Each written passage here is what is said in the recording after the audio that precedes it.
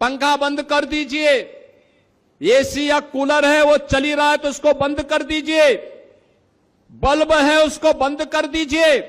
नमस्कार, मैं भारतीय जनता पार्टी और आप देख रहे हैं जन एक्सप्रेस। आज हम बात करेंगे उस बयान की जिसने सोशल मीडिया से लेकर राजनीतिक गलियारों तक नई बहस छेड़ दी है। उत्तर प्रदेश के मुख्यमंत्री योगी आदित्यनाथ की ऊर्जा बचत को लेकर दी गई सलाह पर अब सवाल खड़े हो रहे हैं। पंखा बंद कर दीजिए, एसी या कूलर है वो चली रहा है तो उसको बंद कर दीजिए, बल्ब है उसको बंद कर दीजिए। जब आप रहें जरूरत के हिसाब से चलाइए, ज्यादा मत चलाइए। अगर एक गांव के बच्चे स्कूल जा रहे हैं, स्कूल बस है, तो अपनी कार से अपनी बाइक से क्यों आप जा रहे हैं? फिर उस स्कूली बस से बच्चे को भेज दीजिए। विपक्ष से जनता पर बोझ और दोहरी नीति बता रहे हैं, जबकि सरकार इसे बिजली बचाने और जिम्मेदार नागरिक बनने की अपील कर रही है। दरअसल प्रदेश में बढ़ती गर्मी और बिजली की खपत को देखते हुए लोगों से अपील की जा रही है कि बिजली का कम से कम इस्तेमाल करें। ये भी कहा जा रहा है कि जरूरत ना हो तो बल्ब और पंखे बंद रखें, एसी में चलाएं और अनावश्यक वाहनों के इस्तेमाल से बचें। सरकार का तर्क है कि इससे बिजली की बचत होगी, पर्यावरण को फायदा मिलेगा और ऊर्जा संकट से निपटने में मदद मिलेगी। लेकिन इसी अपील के बाद अब जनता के बीच कई सवाल खड़े हो गए। लोग पूछ रहे हैं कि क्या त्याग और बचत की जिम्मेदारी सिर्फ आम आदमी की है? क्या मंत्री, विधायक, सांसद और बड़े अधिकारी भी वही नियम अपनाएंगे जो जनता को समझाए जा रहे हैं? सोशल मीडिया पर कई यूजर्स ने लिखा है कि आम आदमी पहले ही महंगाई, बिजली बिल और रोजमर्रा की परेशानियों से जूझ रहा है।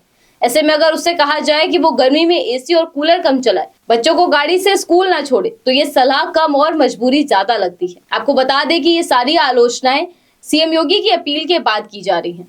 वहीं विपक्ष ने भी इस मुद्दे को हाथों हाथ ले लिया है।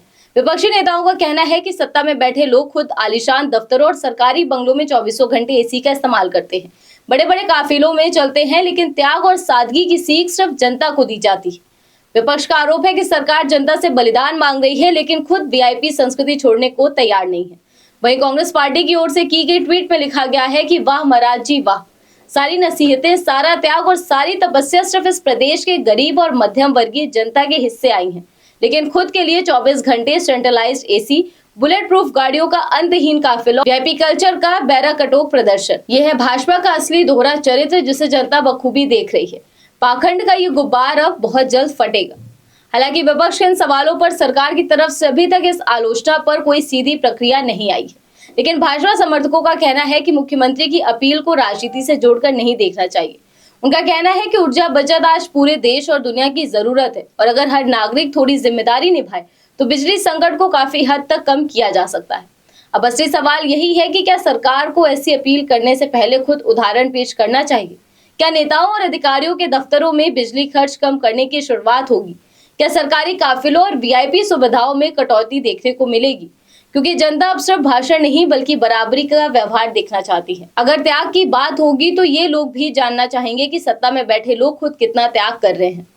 देखिए, ऊर्जा बचाना गलत नहीं है, पर्यावरण और संसाधनों को बचाना हर नागरिक की जिम्मेदारी है, लेकिन लोकतंत्र में सबसे ज्यादा असर तब होता है जब नेता खुद वो करके दिखाएं जिसकी सलाह जनता को देते हैं। फिलहाल मुख्यमंत्री की इस अपील पर बहस तेज है। कोई इसे जिम्मेदार सोच बता रहा है तो कोई इसे आम आदमी पर अतिरिक्त बोझ कह रहा है, लेकिन इतना तय है कि इस बयान ने जनता के बीच एक बड़ा सवाल जरूर खड़ा कर दिया है।